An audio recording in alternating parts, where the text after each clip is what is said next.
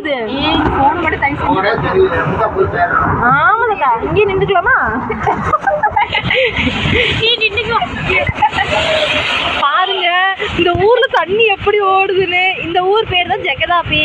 எங்க ஊர்லயும் தண்ணி ஓடுதாம்மா. நான் போய் வீடியோ எடுத்து காமிக்கிறேன். ஃப்ரெண்ட்ஸ் பாருங்க எப்படி இருக்கு நீங்களே சொல்லுங்க, கமெண்ட் பண்ணுங்க, சப்ஸ்கிரைப் பண்ணிக்கோங்க. It's fun time.